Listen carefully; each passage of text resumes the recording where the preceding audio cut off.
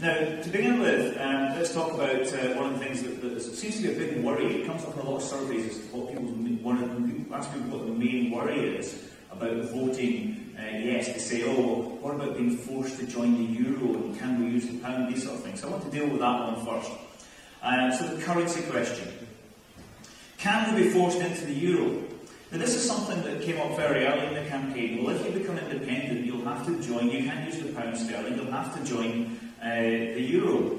So I looked into it and I thought, well, that's not actually right. And what I found was that if a country decides it wants to join the euro, then you have to have your own currency, and you have to have your own currency join something called the exchange rate mechanism for a period of 2 years. And it's got to track the euro during those 2 years, and at the end of those 2 years you've got to have met all the conditions to join the euro, which also means you shouldn't have certain percentage of debt, etc. Now, if we inherit a percentage share of the UK's debt, we don't qualify to join the euro. They would say no, because we'd have too much debt if we inherit the UK's debt. The other thing is we don't actually have our own currency. So the process of being forced into the euro would mean that we, as an independent country, would have to actually have a referendum that would take about 18 months to 2 years to organise. We'd have to vote to launch our own currency. We'd then have to put our own currency. We'd have to then have another referendum to actually decide to join the euro. We'd then have to join the euro for 2 years and meet all the criteria. Wait a second, we'd be at least 5 or 6 years away from actually joining the euro. We don't even meet the criteria to do it, and it would cost all of that money to launch a new currency. So basically, we couldn't join the euro even if we wanted to. And that's an absolute fact. So you don't really hear that you'll be forced to use the euro from the politicians anymore. So what they do is they throw it out there, it gets in the press, and then they back off from it and never actually mention it. But the people who have heard that keep using it in arguments again and again, even though it's been backed down by the actual campaign itself. There's a lot of those there. Now, can we use the pound? What's the sort of state of the pound? Well, the pound isn't that strong at the moment. In fact, it's in a really bad place.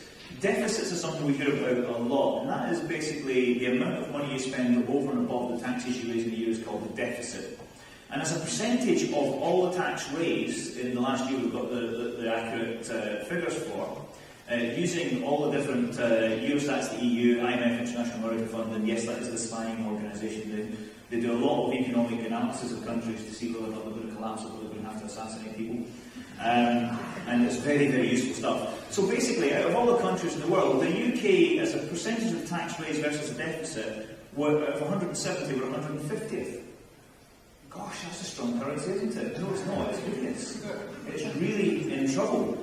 However, you get to some really bad news when you realise that in terms of the balance of payments, that actually out of 192 nations in the world, we're 188. And I should actually try and figure out. I know Greece is one of them. I think Sudan's one of them. I'm not sure who the others are that are worse off than us.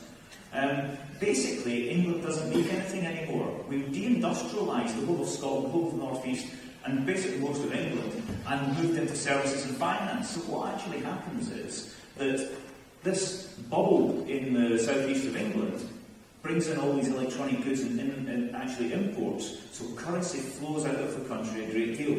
And the only thing that actually really holds up the balance of payments and stops the pound sterling from crashing and being absolutely worthless is oil, whisky, Scottish food, etc. Exports. So basically, we're one of the worst balance of payments in the entire world. So if we'd actually launched our own pound, and my heart says, hey, if we become an independent country, we should launch our own pound. Wouldn't that be a great thing to have a Scottish pound? We could be proud of it. But as an economist, I would say it could actually be a pretty disastrous move for us. And there's a couple of reasons for it. Even the government's own reports going back 30, 40 years have said Scotland, as an independent country, had its own currency. It'd be a very hard currency, and that's like Switzerland. It'd be very high in value. And it would be great because we could go on holiday, it'd be really cheap.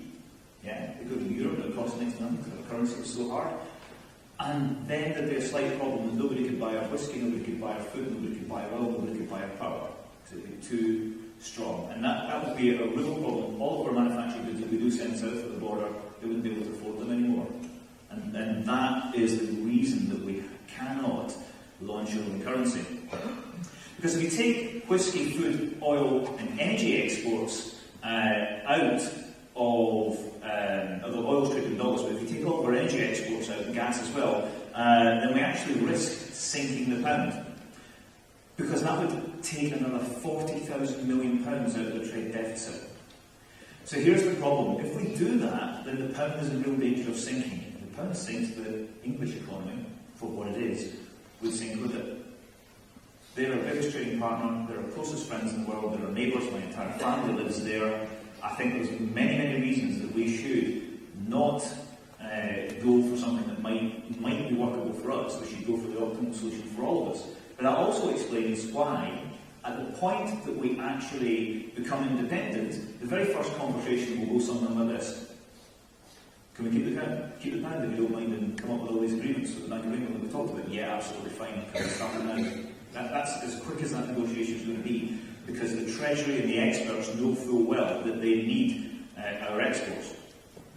There's a slight problem as well in terms of.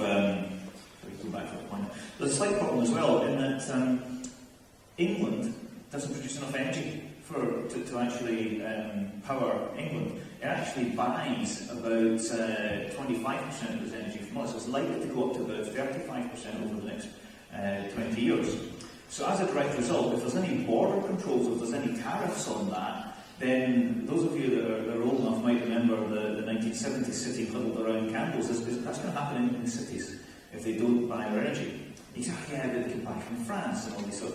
Yeah, they can buy from France, but that would be a trade outside the sterling, so they would sink the pound sterling. It all starts to get pretty simple when you really understand how it works.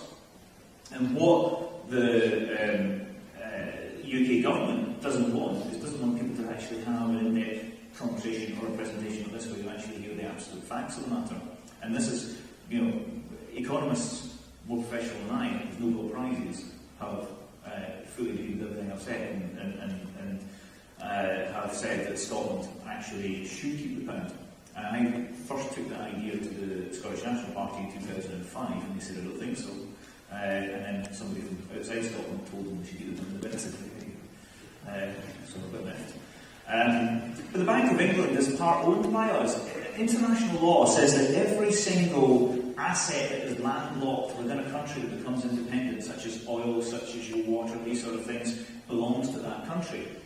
Every asset which is either a pan-UK asset or is located elsewhere in the world, like our embassies, like our overseas territories, the Falklands, etc., is split under international law by percentage of population. So roughly, we get 8.5%, 8.4%, 8.5% of all the assets, all the embassies around the world, these sort of things, and of that building there, and of the gold within, the Gordon Brown sold it off at a much lower price than you get today. And the thing about the UK is it's an optimum currency, so we have the same levels of GDP with a similar business culture. We have freedom of movement of labour, which is what the European Schengen Agreement's about. It's not a nice little thing about people being allowed to move from one country to the other without any borders. It actually allows people to move to where the jobs are. Now, Europe isn't a great optimum currency zone because there are cultural issues and people don't like the immigration side of things. The United States isn't an optimum currency zone because there's a massive GDP difference per head between Iowa and California, for instance, but because people can move freely between the rich and poor areas of work. So the UK is an optimum currency zone, so it makes sense to keep the pound.